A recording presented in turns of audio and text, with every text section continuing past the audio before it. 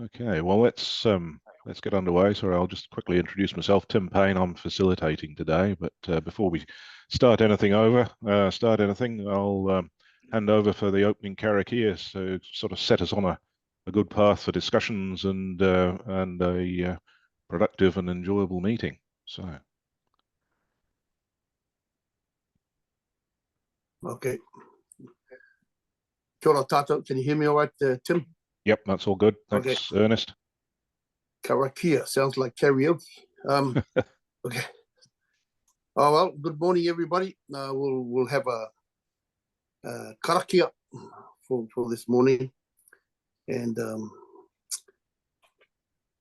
e pā te matua e tūtaki ano hoki tātou i raro tō aro i te whakawhiti kōrero mō te karanga e tukuna mai e koe i runga i a tātou katoa i te whiri i te whakawhiti kōrero i te whaia te mātoranga i runga i tēnei āhuatanga o tō tātou tai au kia tukuna hei taonga mō ngā whakatupuranga ko te haere mai. Nō reira mō heno mātou e rangatira tēnei mahi.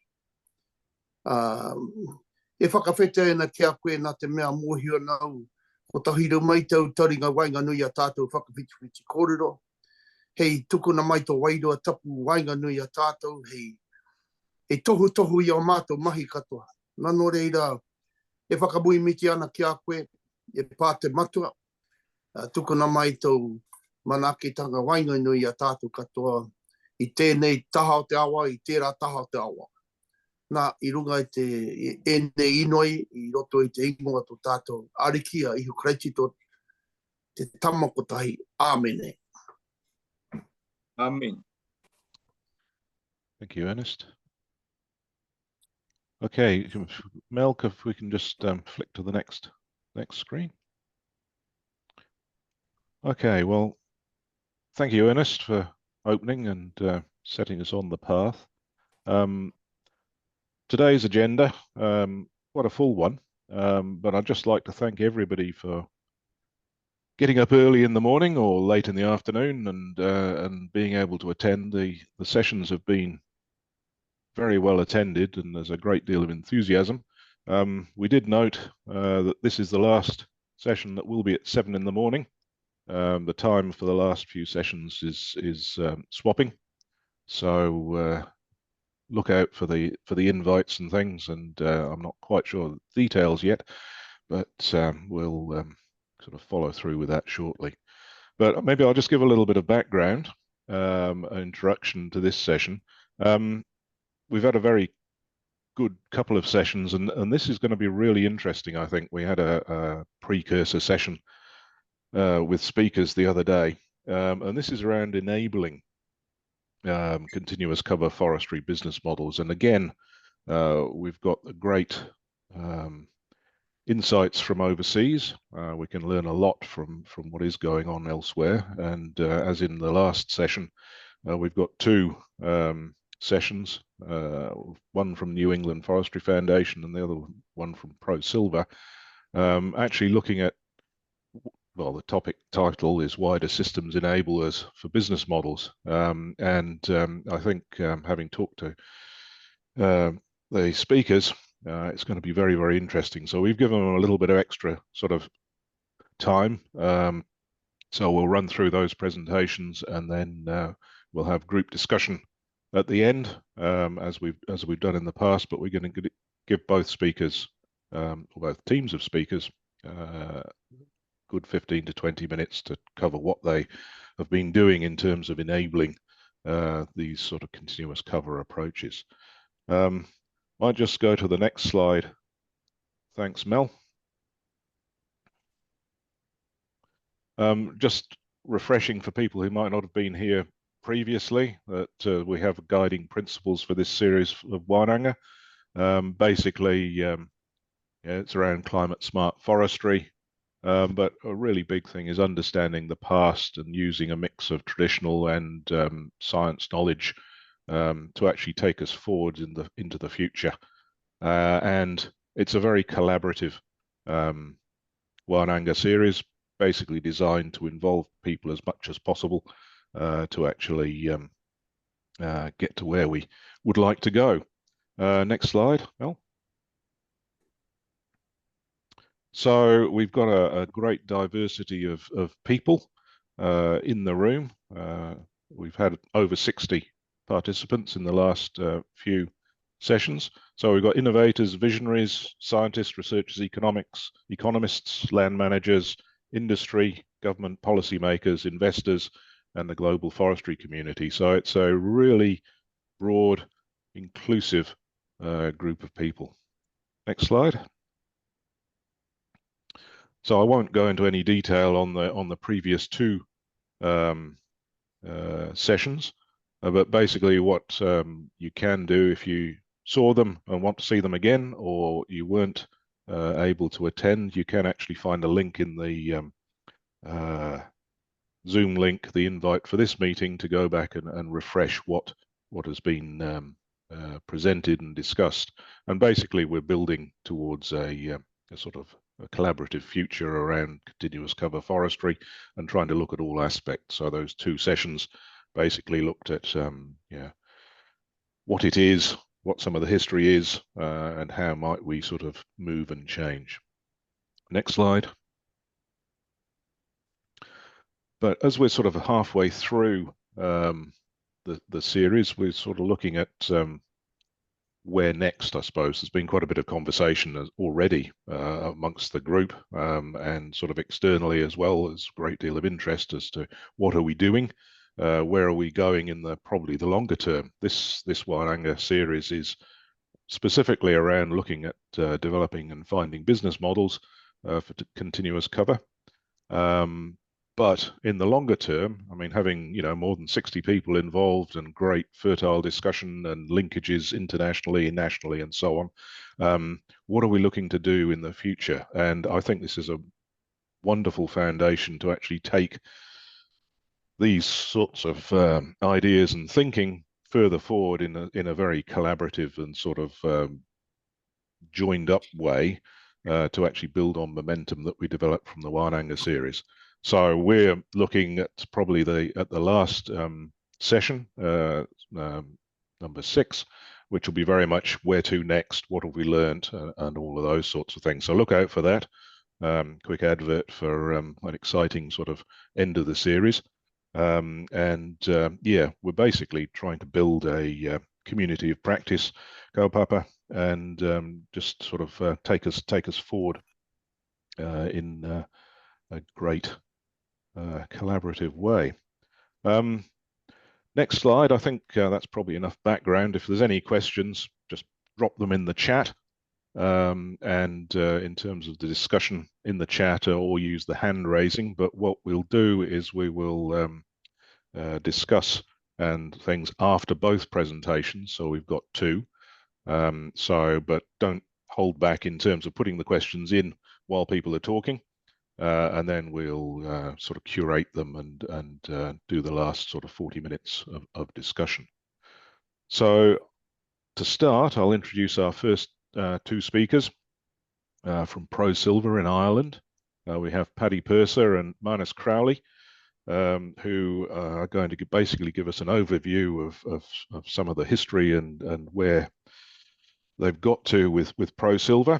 I note that they're at the forefront of the development of continuous cover forestry in Ireland, so it's going to be quite fascinating to see what they do. Paddy's also working on forest fuels.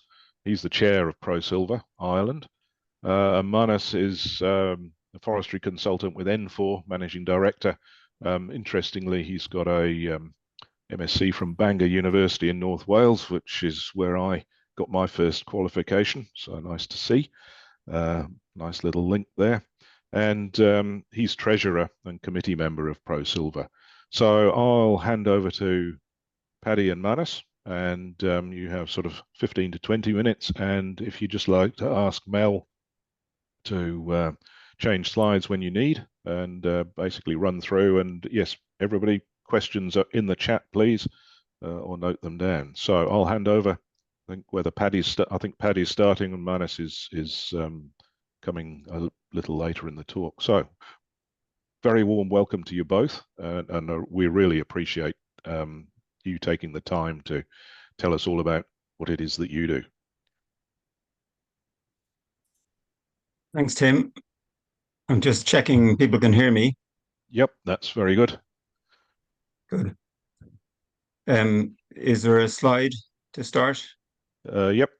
Mel, you go to the first slide, so that's your first one, and then just when you want to change, just flick through. Ask Mel, and she'll change it for you. Super. Thanks, Mel. Just introduce myself again. I'm Paddy Purser. The bio is a little bit out of date.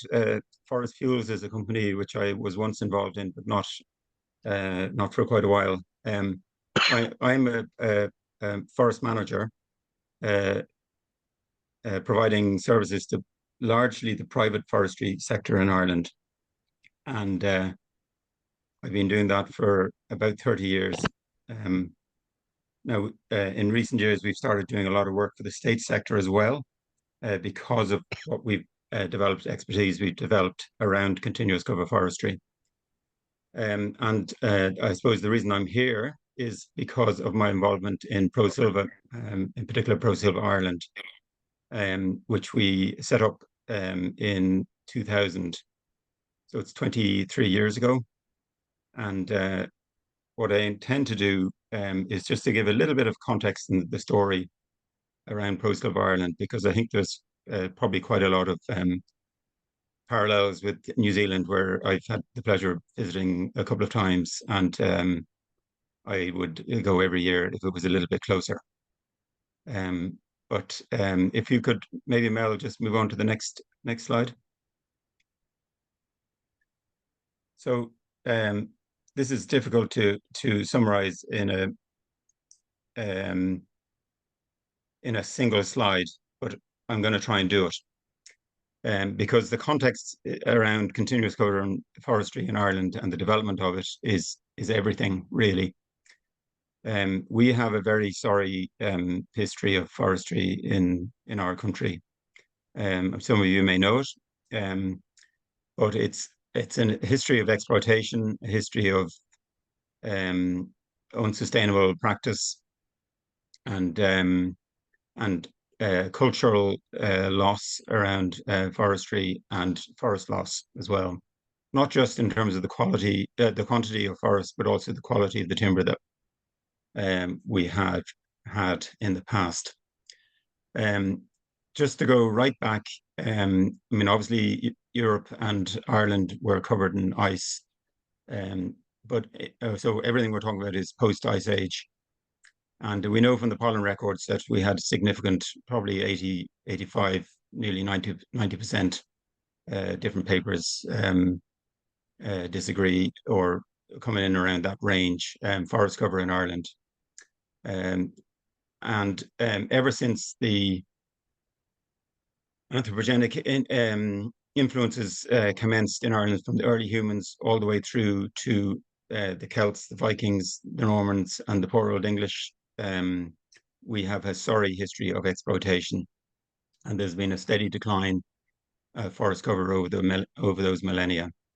The English get the blame here for it, but the reality is everybody was at it, and no one more so than ourselves, the Irish themselves. And we got to a stage at the beginning of the 20th century where we had only about 1 to 1.5% forest cover left. And the kind of the more recent centuries you can see there in the graph. And at the start of the 20th century, the state said, right, we've got to do something about this, and started a progressive kind of reforestation policy. And those are the forests we now have in Ireland today. Mel, if you want to just flip on to the next one. So what kind of forest policy developed? As I was saying, we had been left with about 1% forest cover, and that was basically the bits of forest that people couldn't get to. We would have had zero if they were accessible. So policy was to re-establish a forest resource and to do so quickly. And we don't have any native conifers other than Scots pine here.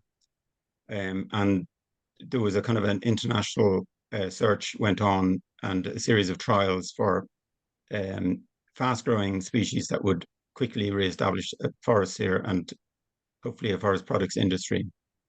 And it was very quickly established that if we use species from the Pacific Northwest of America, species like Sitka spruce, Douglas fir, that we could establish a resource quite quickly, much quicker than if we were to go with native species.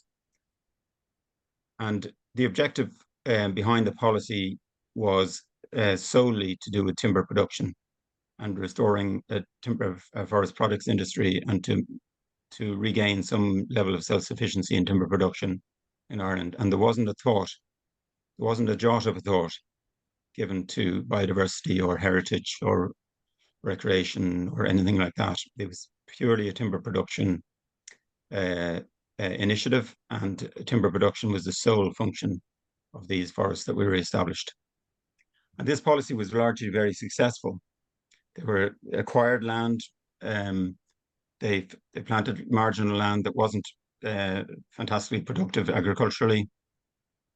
And the state started it, and then at a certain point in the 1970s, 1980s, they transferred the investment into the private forest development and encouraged farmers and private landowners to plant forests using grants and other incentives.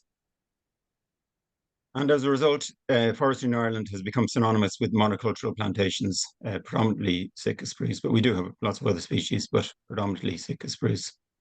And the picture shows a kind of a typical scene in Ireland: a wet day, wet fields, hedgerows, and you can see the field system where the forests have been planted. So we kept the hedgerows, and that was the bit of diversity that we have, and then the monocultural planting in the old field systems. Okay, Mel, do you want to move on? But predictably, although not at the time, but in retrospect, obviously, in hindsight, it was predictable. But things started going pear-shaped, and forest policy ran into trouble. We found that there was a resistance to clear felling and to monocultures, and that has been emerging or developing steadily over the last 20 years. And Ireland has become a more affluent society and wants more from its forests, more than just timber. And Ireland has become a more educated society as well, and travelled widely, aware of what goes on in other countries. And we found that not all forests were being managed in the same way as our own ones were. And people started to ask questions. And from all corners of society, there were growing concerns about habitat loss, biodiversity loss, damage to water catchments, scars in the landscape, visual scars, clear felling of local recreational forests. That people turn up one morning and the forest was gone. And then also, even though this is greatly disputed, it's an emotional conception or perception that it was afforestation was causing depopulation in rural areas. And the concerns weren't just at local level. They were national organizations, national NGOs, ENGOs, and at European level. And the Europeans who had championed the redevelopment of forestry in Ireland initially, and provided a lot of money for grant aiding, particularly the private sector development in forestry, started to ask questions about what were we doing, and we should change our tack. Okay, Mel, next slide. So, as I said in the introduction, in 2000, a number of people came together. I was one of them, but that's incidental. And we all had an idea that things weren't right, and we were on a kind of a dangerous path. in forestry. And we looked around. We had some very inspirational landowners amongst us, with connections and friends in Europe. And we've found out, first of all, through trips to Wales and England, and that there was a European network called ProSilva. And ProSilva was all about close to nature forest management and non-clear-cut permanent forestry. And we knew that this instinctively, that this was something that we wanted to get involved in. We had no skills whatsoever, no technical skills other than being foresters and being able to identify trees and manage forests in the way that we had been taught in university and from our own experience.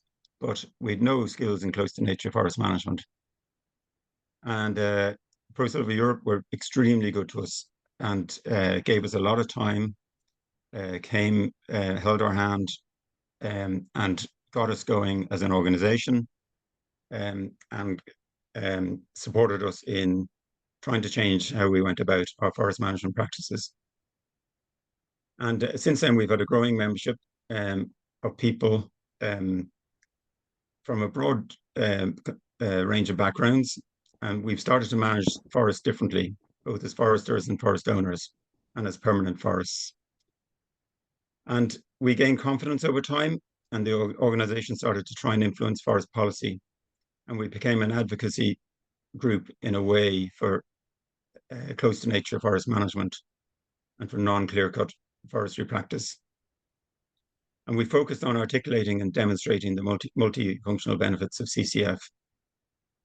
And this came at a time when things were changing nationally and internationally as well, with the climate crisis, biodiversity crisis, with, as I was saying, a more affluent society, more educated society. And government liked what they heard because it balanced the industry demands for timber production and the society demands for more multifunctional forests. And it also rang true with the changes in EU policy and EU directives as well. And so we had a fair wind behind us, but we're just an organization run by volunteers, as I said, with very diverse backgrounds, not necessarily skills in running organizations. But we had a very simple program for members. We had 2 field days a year, and we every year, at the generosity of our European colleagues, we went to a different European country to see what they were doing and to get further advice and come back renewed and refreshed with inspiration. And over the years, it's 23 years now since we started, but with every year that passed, we've had more significant influence on forest policy here. And in recent years, we've been invited to present to Oireachtas committees. Oireachtas is the Irish word for parliamentary committees. We've been represented on national policy development initiatives. We've been involved in bilateral consultations, and we've been very involved in shaping forest policy, which we'll talk about shortly. But most importantly, we've been tried to conduct all our business in the field, and field visits to work in CCF forests are the key for us in influencing and stimulating a discussion across a wide range of stakeholders and policymakers and journalists. And we've also been involved in a lot of training initiatives as well. Next slide, Mel.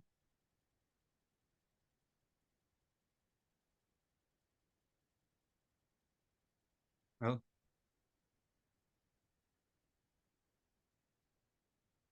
so I mentioned influencing a new forest policy. This has just been launched in Ireland. We have a new national forest strategy, 2023 to 2030, and it's been informed by a key stakeholder working group, consultations with the public attitude surveys, online consultations, and so on. One of those surveys amazingly showed a result when people were asked what they thought were the important functions of forests. Only 4% in one of those surveys felt that forests were important from a timber production point of view. Most of the reason for having forests was to do with climate mitigation, recreation, biodiversity, and only 4% of the public felt that they were important for timber production. So it shows you how far society has changed, how much society has changed in quite a short period of time.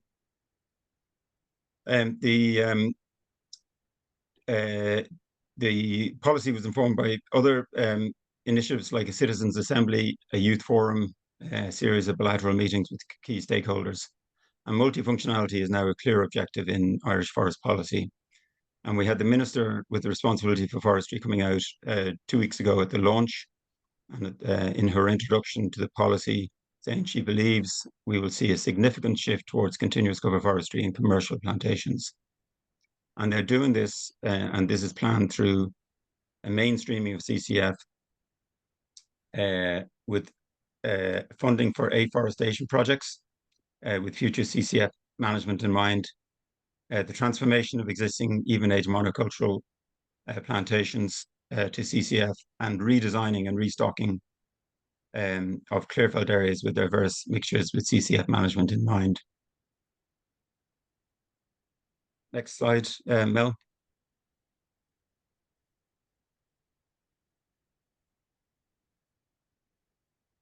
So just want to summarize what I feel, and these are just my own personal observations, what I feel are the key factors in our own successful influencing of change in Ireland.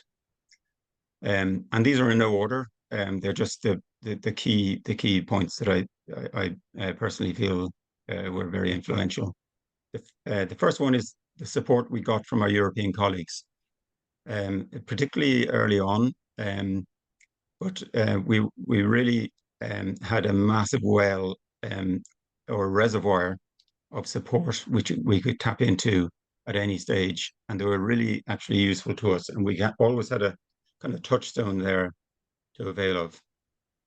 We've always had a committee which is made up of very diverse backgrounds, both professionally and regionally. Even two Kiwis on a committee, you know, Kathy Fitzgerald probably. She's on a committee and she's here tonight, I think. But we've got forestry contractors, we've got foresters, we've got forest owners, we've got ecologists, we've got timber technology people, we've got artists like Kathy, we've ex-journalists, we've just a range of skills, people in the state sector, people in the private sector, and then from the four corners of Ireland. And we are an all-Ireland organisation, so we're not just the Republic of Ireland, but the North of Ireland, which is part of the United Kingdom as well. The other, I suppose, important thing is we've always tried to back up what we're doing with science. And so even though the public will get quite emotional about forestry matters and forest policy, where possible, we've been working with researchers to implement proper monitoring, baseline monitoring of CCF work, and building the case with data and not just emotion. And that certainly at this stage is of huge benefit to us, because we've got some long-term trials in place, or monitored stands in place, which are showing with data what we're doing. And then we kind of follow the slogan, show by doing. So as I said before, field meetings, sharing experiences, developing practice in the field, successes and failures, and rather than meeting in hotel lobbies or rooms, we've always tried to meet in the forest and be a forest-based organization. And it has been remarkable how much better the conversations are in that context rather than in meeting rooms. We have to understand the context, why our forests are the way they are. So that initial couple of slides that I presented, those are really important, because we have to accept, and people who are new to this also need to understand it, because we often face a lot of, I suppose, newcomers to Irish forestry who can be very critical of the current forest stock, if you like, or the current forest inventory that we have, but they don't understand the context for that and why those forests are now in place, and the background to it. So it's really important that we acknowledge that. Avoiding adversarial dialogue and criticism of other systems. We've never stood on a pedestal and said clear felling is bad, stop it, and everyone convert to this. We've never been evangelical about that. We've always just tried to promote the alternative, and trying to make it as understood and as attractive and as accessible as possible. So those are kind of the key, I suppose, ways in which I think we've been successful in quite a short space of time. Well, I suppose 23 years isn't that short, but turning forest policy around in Ireland. It's a long way to go yet, but we've made a very good start, I think. I'm going to hand you on to Manus now. Manus is going to give you a couple of case studies. Manus, are you there? I haven't seen you. I'm here, Paddy. Yeah. Good. Could you skip the slide on, please? So I'll just briefly introduce myself as well. I'm Manus Crowley. I'm a forester in the southeast of Ireland. I'm also a committee member with Paddy with ProSilva. And again, the blurb was a bit dated earlier. I'm actually currently vice chair of ProSilva Ireland for my sins. So I echo everything Paddy said. They're very successful in ProSilva at promoting CCF. And I just want to talk very briefly about some slightly alternative approaches. So I suppose ProSilva was a group of practitioners and that, demonstrating to the forest sector and to forest owners about CCF. Whereas what I'm going to talk about is, I suppose, a slightly more organic community based development of a group that's interested in fairly similar things. I'm the forest consultant who works for Home Tree, to be a client of mine as such. So could you just skip the slide on, please? Yeah, so Home Tree are a charity based in the west of Ireland, and they're interested primarily in native woodland creation and also encouraging people to use alternative woodland management systems such as CCF. So again, I'm just stressing the interesting thing about this case study is how they developed. So they were born out of community supported agriculture. There was a group in Clare called the Moy Hill Farm Project, which is where a group of people came together to grow food basically and distribute amongst the community and sell produce that way. And I suppose that brought certain types of people together in that area who, like us all, were getting increasingly concerned about problems with climate change and biodiversity loss in Ireland and in the world. And it just, Home Tree then sort of organically developed out of that, in response to demand from public and the wider demands of the members of that group. And they established this small little charity that was interested in native woodland creation, landscape level restorations, and encouraging, again, alternative woodland management systems. So it's very much a grassroots development. I think what's interesting here is Paddy mentioned earlier about, there are organizations in Ireland that have come out more recently, but that have a strong, I'm not saying they're wrong, but that have a strong negative bias towards forestry. And that's kind of the message that they're pushing. It's a largely negative or anti-forestry message. Whereas these people are looking for positive ways of helping and managing our landscape, and it's more of a positive engagement in the community as opposed to coming along with a negative message. So the Home Tree model, it's a broad funding base based through small donations from any individuals who are interested or small businesses, philanthropy. government grant aid. They run little small field days to develop money in that. So initially it was just concerned with very small scale tree planting and just small scale local engagement in the community, discussing alternative management systems of CCF. Could you skip the slide on, please?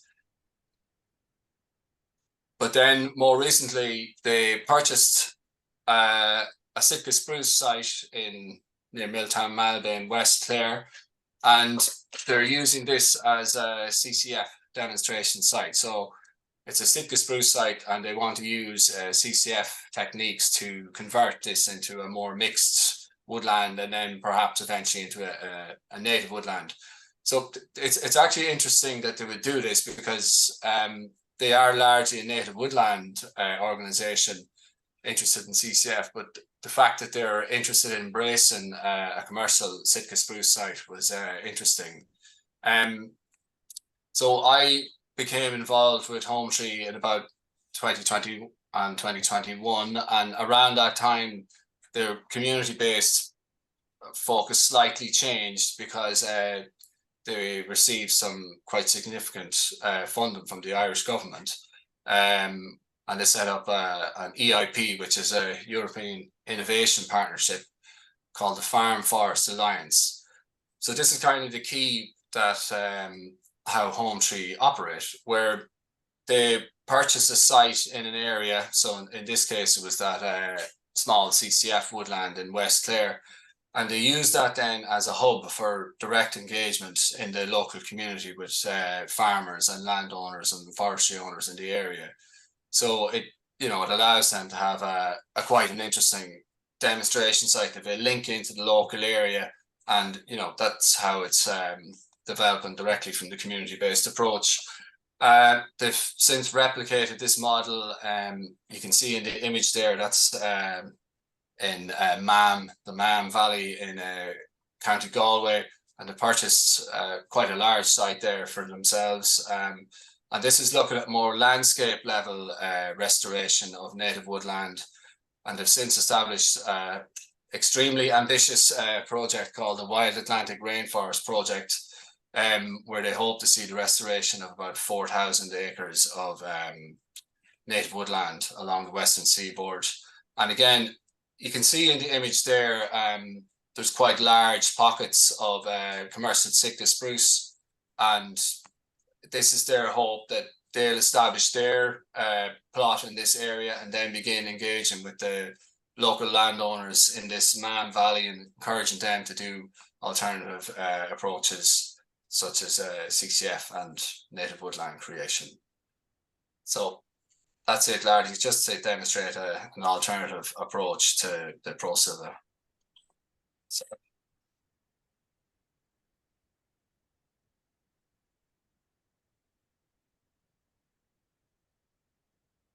Thank you, Manus. Okay. So is that are you all finished? Yep. Yep, thanks. Sorry, I was trying to scroll through. I've got another slide off to the side here. Well, thanks both of you, Paddy, Manus. Quite a few questions coming up in the chat there, so we'll deal with those as we get to the discussion at the end. But yeah, some super things there around mechanisms and how to do things and enabling stuff. I'm very interested in how do you go from small scale to bigger and grow things.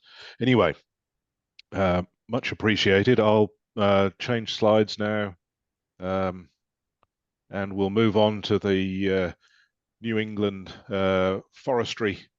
Was it? Sorry, trying to read at speed there. Forestry Foundation. Sorry. Now we've got Bob Purcell and Alec Giffen from the foundation. I won't sort of go into any detail on their introductions. I'm sure they can just quickly introduce themselves. I think Robert's kicking off with their talk, and then Alec is following on from Robert. So I'll hand over to you so that we can make the most of your talk and your time. So welcome. Thank you. Yeah, you're right. I'll kick it off for a bit, but Alec's going to do most of the presentation. I guess you've all had maybe a chance to read some of this. We'll say a few words about our background, I think, as we go through, but we'll get right into the meat of our presentation. If you could go to the next slide.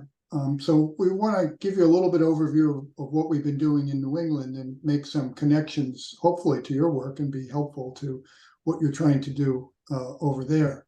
Next slide, please. We want to let you know that there's a commonality of forest types all the way through and across the world to our colleagues in Ireland and also in New Zealand. We're working in some of these same similar forest types, and they're critically important to climate change. Next slide.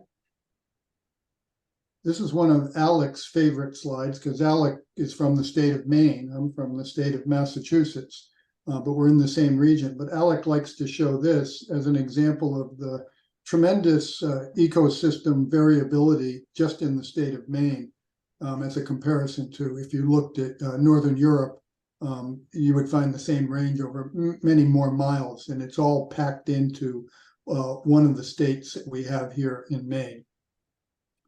Next slide.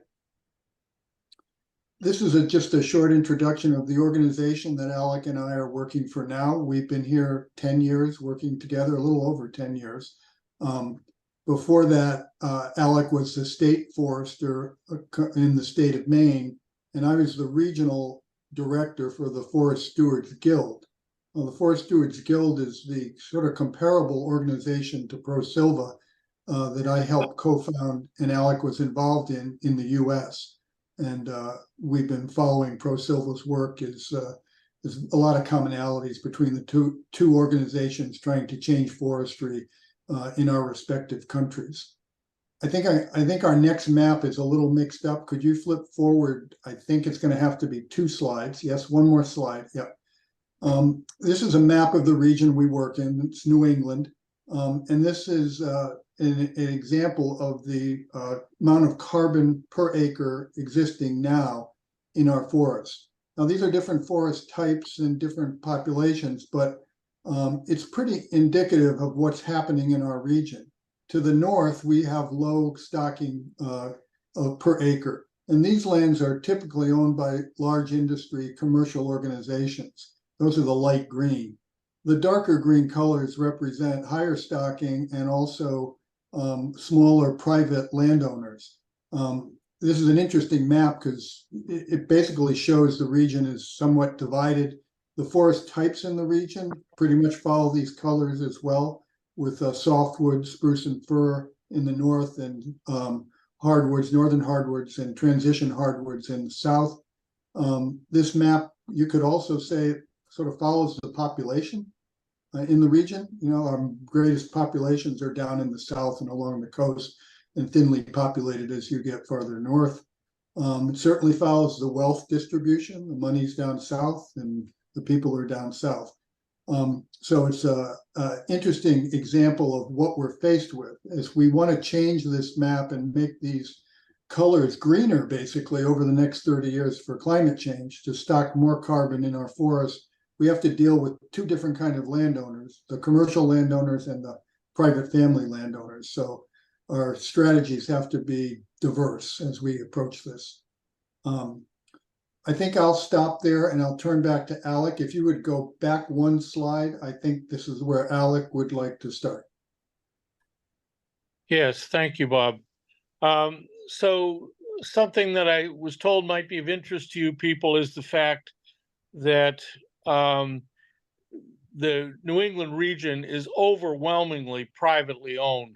So, for example, in the state of Maine, about 95% of our forest land is privately owned, split, as Bob says, between large landowners and small family landowners. So the first thing that we did is we started out this enterprise, and this was really, in a way, kind of a capstone to our experience over decades, was to define what we felt was the really kind of optimum forestry that we could imagine that would accomplish 3 things, and the co-equal goals are listed there: mitigate climate change, improve wildlife habitat, and increase timber productivity of the land. And we undertook this.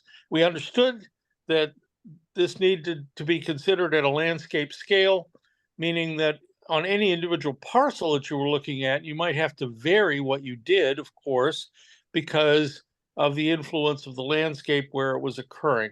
So you start by looking around at the landscape around you and saying, what's missing here? You know, is it older age classes? Is it younger age classes? Is it kind of particular kind of wildlife habitat? And then proceed from there. These practices that I'm going to talk about are for actively managed lands rather than ecological reserves. That's not to say that we don't see value in ecological reserves. We do.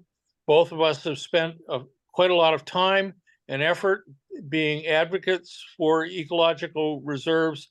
We believe that they need to be expanded in New England, but this is about the matrix of actively managed forest lands around those ecological reserves.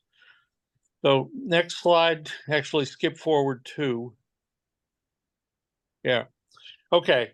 So what does exemplary forestry consist of? It consists of advanced silviculture, and the general system that we're advocating be used is what the Germans would call Femmelschlag, known here in the US as either expanding gaps or irregular shelterwood, with thinning in between the gaps, which is not gams, it's gaps. So we missed some spelling there. That was never one of my strong points anyway. So irregular shelterwood with thinning, working to continuously improve forest stands.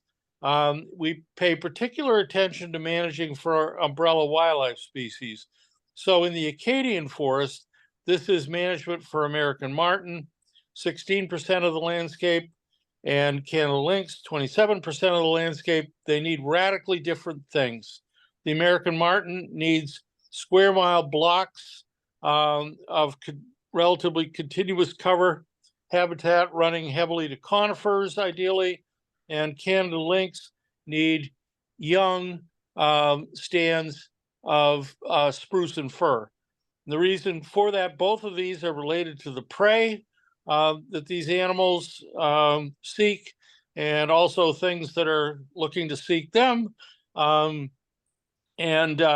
for example, in the case of the Canada lynx, it takes like a 15 to 20 acre patch of young spruce fir to support the snowshoe hare, which is the primary food of the Canada lynx and what they need in order to raise a litter of kits. Next slide, please. An emphasis in our efforts is to define very specifically what we're trying to accomplish. So, for example, we're looking to have a diverse size class distribution that's explained here. 5 to 15% of the stands in seedlings, and then about half of it in saw timber size stands, and about 10% ideally should be in large diameter multi-story stands. And the stand size class distribution that exists now is not this. So we're saying that over time, this is what we want to work for. And again, want to do it at a landscape scale. We're looking to grow the right tree species. We're looking for stocking that fully occupies the sites, which our calculations are, and this I need to update this slide, is approximately 25 cords per acre.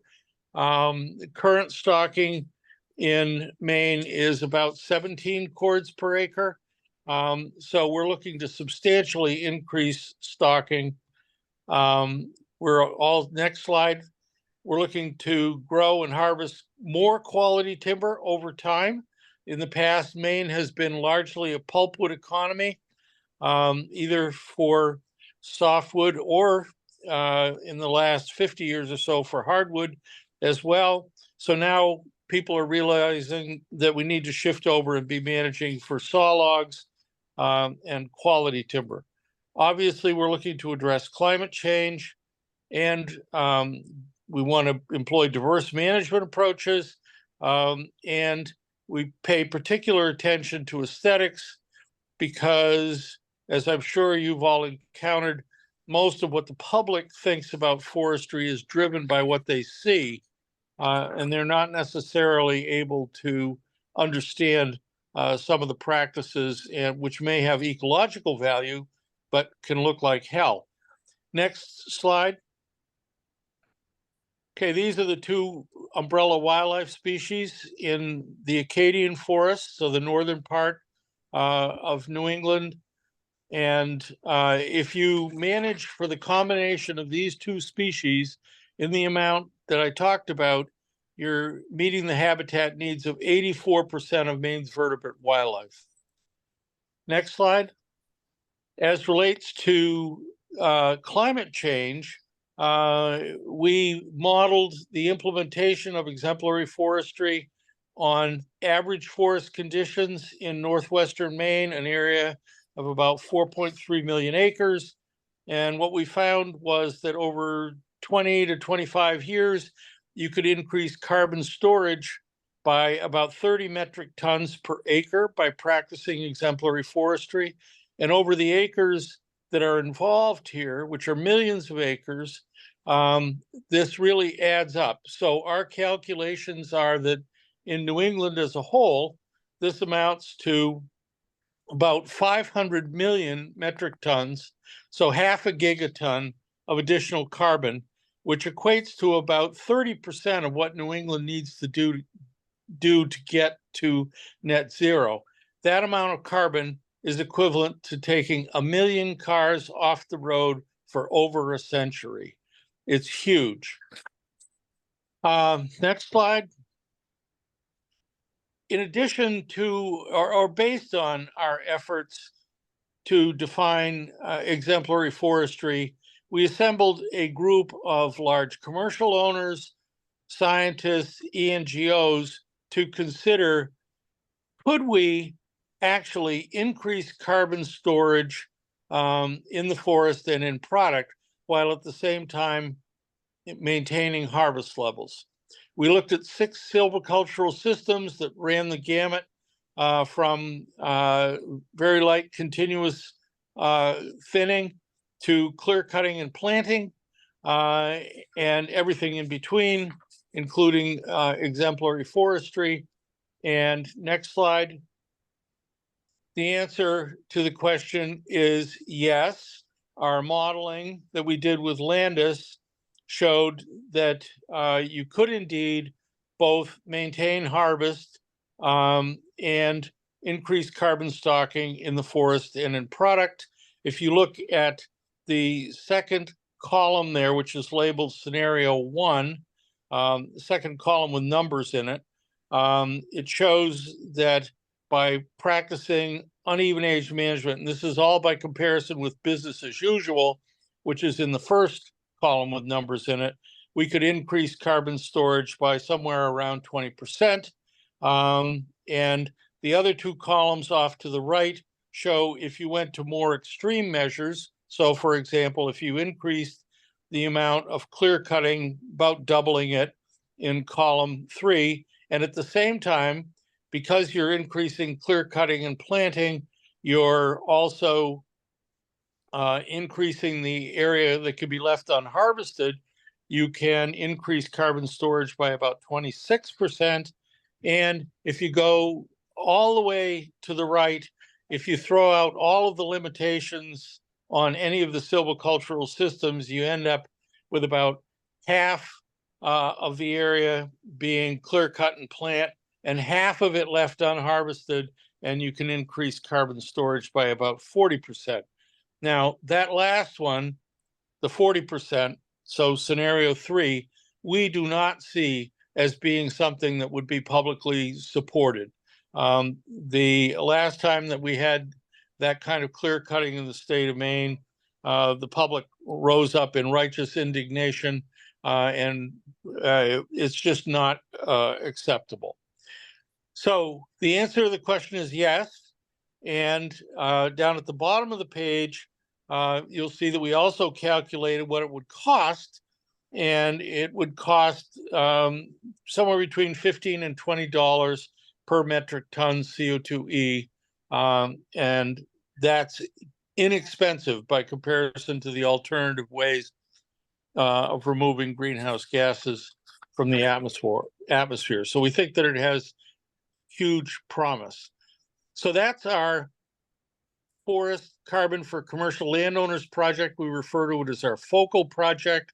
We're moving now to say, how can we secure continuous funding, which Bob's going to talk about at the end, and so that we can set up a program that for the foreseeable future will pay landowners to improve their forest practices and realize these carbon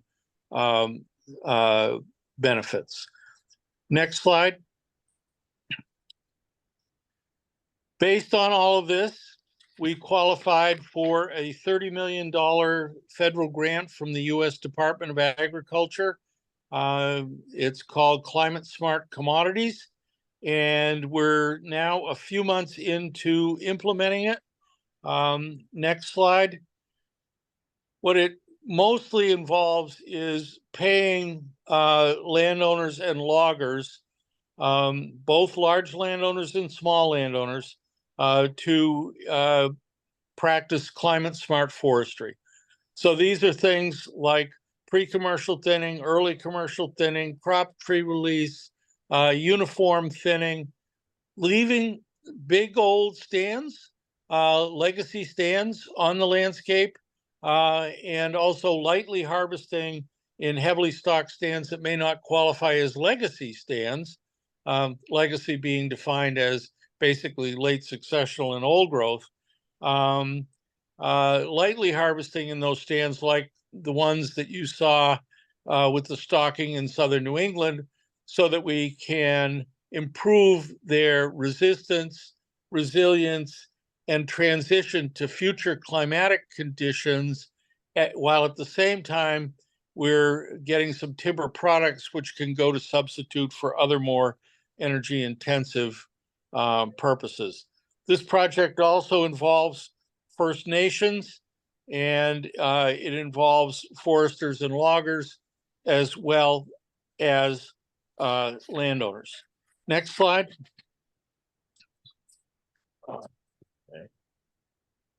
As part of that project, we have to quantify the benefits. The Department of Agriculture undertook this program to show what could be done to reduce greenhouse gas levels by improving forestry. So we have to model what the results would be. We're not proposing, we've told the U.S. Department of Agriculture there aren't going to be short-term benefits here. And for the most part, there may be some from things like reduced impact logging, but for the most part, these are benefits that are going to accrue over decades rather than the next 5 or 10 years. Next slide. We're also working to build markets. We have a big emphasis on cross-laminated timber. We'll be providing technical assistance, and we'll be supporting the development of that market in New England. Next slide. Another effort that we've undertaken is to try and create the ideal landowner. And what is an ideal landowner in our view? It's long-term, hopefully perpetuity, and committed to exemplary forestry. How are we proposing to do this? We're proposing to do it by blending philanthropic funding with investor funding to purchase the land and manage them to exemplary forestry standards.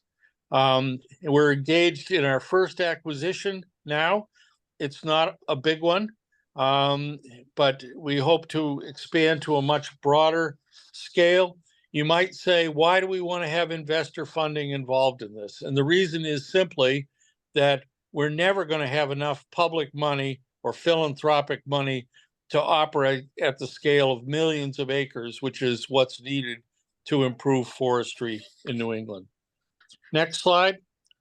We're hoping to raise, in the near term here, $90 million and acquire 100,000 acres to really show that this can operate at scale. Next slide. The picture there represents some of what goes on in the main landscape. I'm not saying this is every timber harvest. Please don't misunderstand it. There's a lot of good forestry that's going on out there, but there's too much that looks like this. And the consequences of this are not just that it's ugly to the public and hence creates a backlash against us, but also that stands like this in New England regenerate to species that are not necessarily the most desirable ones. They're early successional species like gray birch and pin cherry and popple, and in some cases white birch, which is a valuable crop tree, but is short-lived. And these stands with no intervention other than just the clear cut that you see there can regenerate to 40,000 stems per acre. Our problem in New England is largely that we have too many trees and it is not financially rewarding to thin them when you take into account the time value of money. So that's why incentive payments are needed to get in there and do the kind of forestry that everybody knows that we need to do in order to accomplish those goals, mitigate climate, improve wildlife habitat, and increase productivity. Next slide. We think that this can be a paying proposition. It's not going to be as profitable as putting your money in the stock market or a hedge fund, but it can be profitable, probably to the tune of, I think this slide is a little outdated, somewhere in the range of 5%. And the idea here is that people would buy shares in the Exemplary Forestry Investment Fund. The fund would go out and buy the land. They would sell a conservation easement to the philanthropic community. That's where the philanthropic money goes, to the environmental values.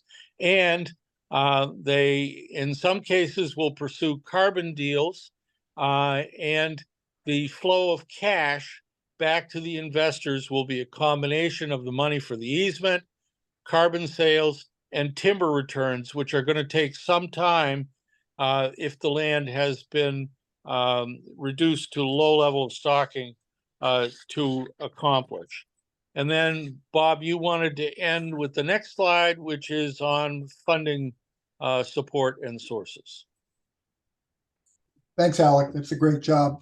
Alec has the advantage of working in the woods and on the forestry issues, and most of my work is about raising the money. So I thought I'd finish this by giving an idea of how this all fits together, at least for us in the US.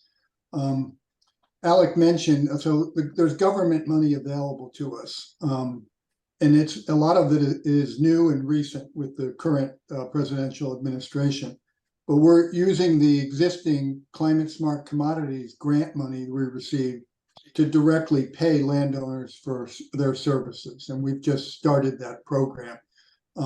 There are other programs that are government programs that we're investigating now, and we think we can achieve further funding to accomplish some of the things that we can't under this program through these other government grant opportunities. The one that's really interesting to us is through the legislation called the IRA legislation. They have given $27 billion to our Environmental Protection Agency to set up the equivalent of a national green bank and or distribute the money to state green banks. And this money is intended to be long-term, low-interest rate loans to move ideas like ours along. Initially, it wasn't clear that they would be able to invest in natural climate solutions like growing more trees. They might continue to be focused on what's happening in the emissions coming out of smokestacks, et cetera. But they clarified it, and in the last 2 weeks, we have determined that we are open to this kind of funding. So, that means we potentially could get, a $3 billion 30-year loan guarantee and pass that money along to these landowners to improve their practices and over time meet our mission. We're pretty excited about this possibility right now. because we've done a lot of the foundational work and proven ourselves. Now we just need the financing to make it happen. There's private equity money available, and Alec has talked about how we use that through this new investment vehicle, the Exemplary Forestry Investment Fund. There are some individuals that want to put their money into that fund directly. They may not make as much as if they invested in the stock market, but they're attracted to us because they know we're doing good work. It's good for climate change, and we can take them to specific beautiful places in the Maine woods, and they feel connected and attached. So they're willing to take a little bit less money and put their money into our organization. Private philanthropy, as Alex said, it comes through and it helps us buy the conservation easements and make our investment numbers look better. And of course, we use private philanthropy to pay my salary and Alex and keep this all going. So we're thankful to the organizations that do that for us. And the last one is private equity actually issuing low interest rate loans. So there are organizations that we're talking to now that have accumulated private equity and are interested in loaning that back out, perhaps for ideas like ours. Lastly, there's the carbon markets. We're aware of the current problems in the market, the challenges. People are revealing that not all these deals accomplish what they set out to accomplish. We think the markets are still going to be very important. There'll probably be a shakeout. We'll have to fix it, and we think it can be fixed. What we're looking at is addressing both additionality and leakage. As Alex said, our exemplary forestry standards allow us to continue to harvest timber while we accumulate carbon on the landscape, so we don't have leakage. And we're doing that on lands that obviously, because you saw the maps of northern New England, have low stocking now, and so it's additional. So our intention is to keep working in this way and show people that we have a high value carbon product, so there'll be interest in investing in the region, and hopefully our products, our carbon sales, will attract more money and a higher value than others because we've connected the dots here. So that's the end of our presentation, and we're very interested in hearing questions and in participating in the question and answer period. Great, thanks very much, Robert and Alec. That was super. So we've got about 20 minutes to run across a few questions and things. I probably don't think we'll get to all of them because there's quite a few coming through. But again, maybe follow up with the presenters or other avenues over time. I think I picked probably three things out of these two sets of talks. There's around the whole sort of enabling and sort of environment and how do we actually do things, and I've got social enablers in terms of communities and people doing things and getting together. I've got the demonstration, the evidence, and Robert and Alec sort of showed that they demonstrated they had evidence, so now they can get investment. And then there's the financial mechanisms, and I think a number of the sort of comments and questions are sort of coming through in that area. I'll sort of try and scroll up. There was one specific one just before, which was directly to Robert's last slide. Can you explain how philanthropic payments for easements work? Is that possible to sort of explain very quickly, or maybe pass on a reference or something? I mean, these are sort of mechanisms that we are sort of investigating in New Zealand, but haven't got any experience of, probably. There are environmental foundations that are willing to pay for easement as a form of protecting and conserving more land. So when our organization locates a piece of property and we'd like to buy it, if the property's worth $1 million, we go out and ask for $500,000 approximately to pay for the easement. And the foundations are willing to put that money up to protect the land.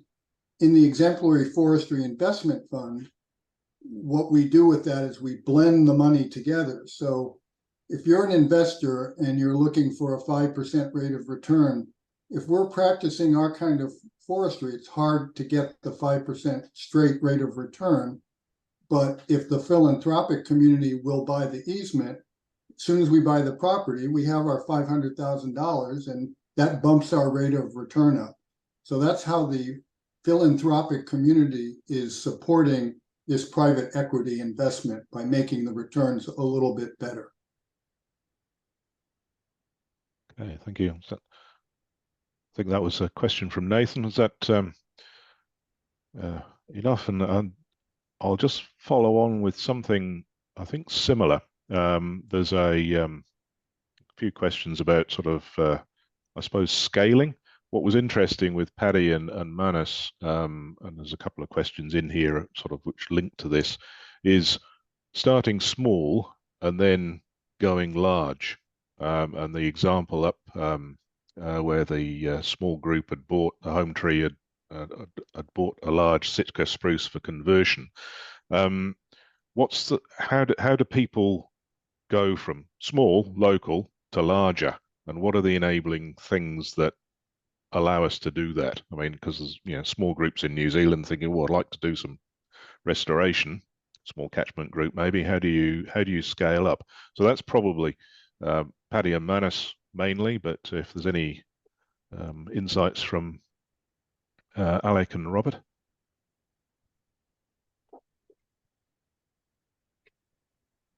I can jump in there, Tim, if you want. Yep. Or Manus, do you want to take it? You go ahead, Paddy. Sure, I'll add to it if there's anything. Views. I suppose the forest ownership structure in Ireland, and there were a couple of questions about that. We have initially at the start of the kind of reforestation kind of program in the 20th century, that was all state investment and state involvement in forestry. And it was only really in the 1980s that the private sector got involved. I mean, yes, there were a few legacy old private estates and so on, but the private kind of forestry machine started in the 1980s, and but it's the average size of our private plantations is actually only 8 hectares or 20 acres. And so it's very small. So unless you're an organization which is interested in buying land or buying forests, and you're not, we don't have members who are interested in scaling up. We've members who are interested in managing their own small forest holdings. Some of them large, some of them small, but the average would be about 8 hectares.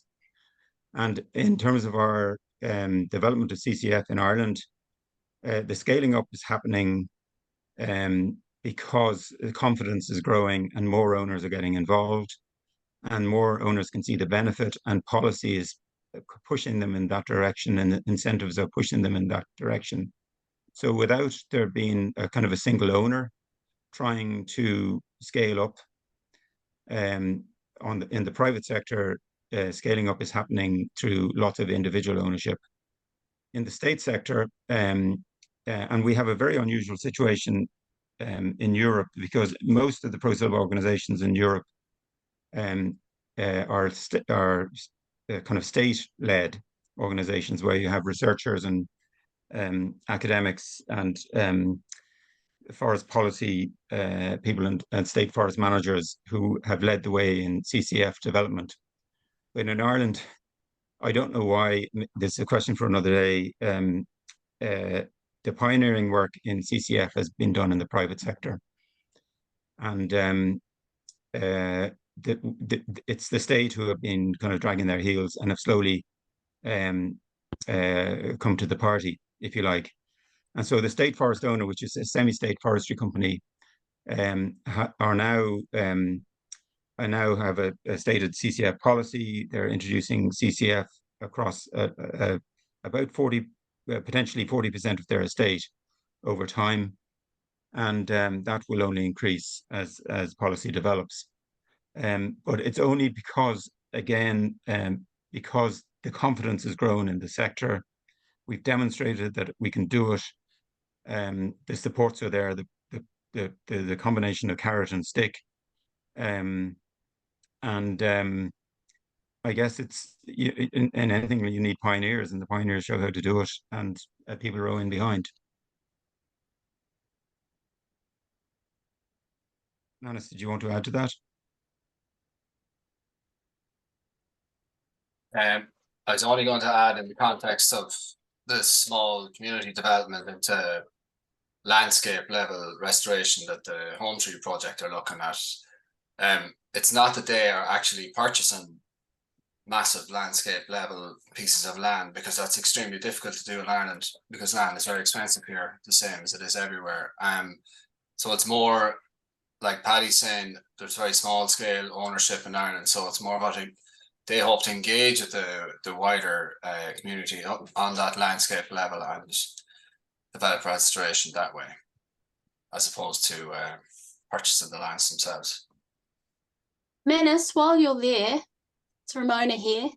Can you give us a percentage of how much of the land in Ireland is state owned, please? So, the forested land. It's roughly half and half. Okay. Yeah, it's roughly 50%. It didn't used to be that way, but since the 80s or 90s or so, as Paddy said, there's been a large private forestry afforestation program. So now it's roughly 50-50. Yeah. Thank you. Okay, thanks, Manus. Thanks, Ramona. Just pick up on what you might call the demonstration and evidence base. There's been a number of comments around. Now we've got the evidence to to move forward and get investment from Alec and talk, and also talk about the real importance of going out and showing things and demonstrating. And there was Sandra had a comment about model forest networks. Peter Hanford sort of picked up on things. How important is it to potentially establish a network of key sites where you can take people to demonstrate, to show what it is that you do, and how well has that worked in that, both in the States and in Ireland? And you know, what in New Zealand could we do to really sort of, I suppose, up the engagement and demonstration side of things? Question. I would say any. Yep. Sorry, okay. Alec. Yep. In my experience, it's critically important to have places where you can take people and show them the effects of the different kinds of management. Now, in the state of Maine, we're really fortunate that the U.S. Forest Service established an experimental forest about in the center of the state 60 years ago. And they have practiced every form of forestry you can imagine. And they've followed it meticulously. They've documented every stick of wood that went off, what it was worth, what the residual stand is. So you can, in one place, you can take people and say, okay, this is forestry X, this is forestry Y, and here are the financial returns, and you can see what the residual stand is. Hugely important.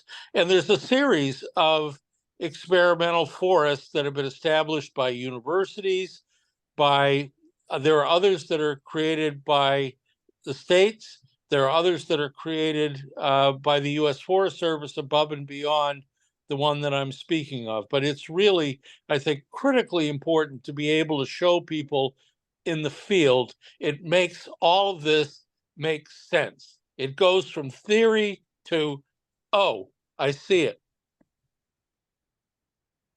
Okay, thanks, Alec. Just following up on that, when I see Yvette's got a question for Paddy around the importance of incorporating research into forest management.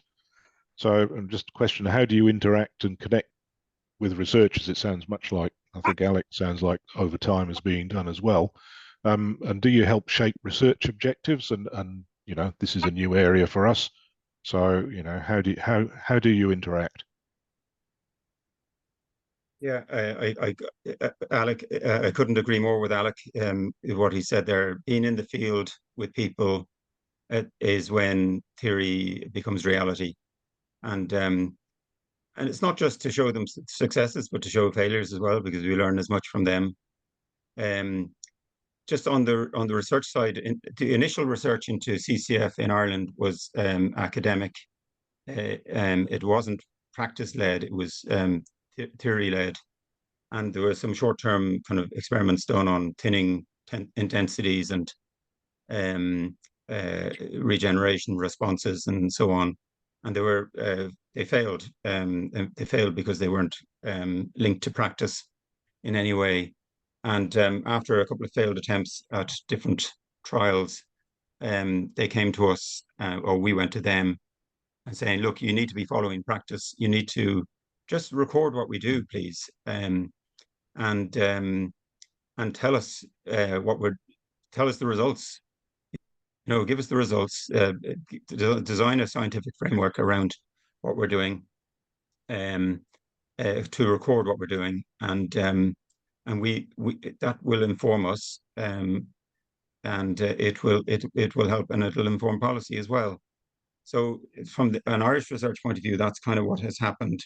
In particular, because we're dealing in Ireland with transformation of monocultural spruce plantations and trying to make early interventions in those. We've got some experimental forests now being managed with 2 or 3 different treatments in them, and recording the best way to achieve a successful transformation of those forests to permanent forests over time, stable permanent forests over time. And that work is ongoing. Ted Wilson, if you look up some of the work that Ted Wilson has done and Lucy Vitkova before, that records that. The other thing we've been doing in terms of following practice is we've installed in Ireland originally a French system called AFI, Association Futile Irrégulière, which is an inventory protocol, which is used initially across France. Now it's used across Europe, and it's installed in irregularly managed forests, or CCF forests. And we have 8 of those forests in Ireland. We've also, and in those forests, the repeat measurements are done on a 5-year cycle. And so we're starting to collect very valuable information from those. We've some which are 2, 3 cycles old, and they're valuable, and there's more of those going in all the time. So the data from those both informs the managers, it reassures the owners, and it reassures the bigger forest owners, the state, policymakers, etc., that what we're doing isn't wacky or left of field, is actually yielding results and sustainable. Can I add to that? Just briefly, we have a grant that encourages people to practice CCF in our forests here. Paddy probably mentioned it earlier, but as part of that, it's a series of measures for implementing CCF in your woodlands. But one of the measures is to put in permanent sample plots in your wood. So, I mean, it's stuff that we'd like to do anyway as foresters, but now we're actually getting paid to do it. So we're setting up plots in all of these privately owned woodlands, and hopefully we'll gather a lot of information from that. We take measurements after each intervention, and hopefully over time build up a nice bank of data there. Hey, thanks, Manus. I see we're come to 4 minutes to the end of our session. I think I'll wrap up the questions there. There were obviously, again, more than we could all handle, but thanks everybody for posting questions, and thanks for the presenters for answering them as well. And I think there's some fruitful discussions to be had in a number of these areas.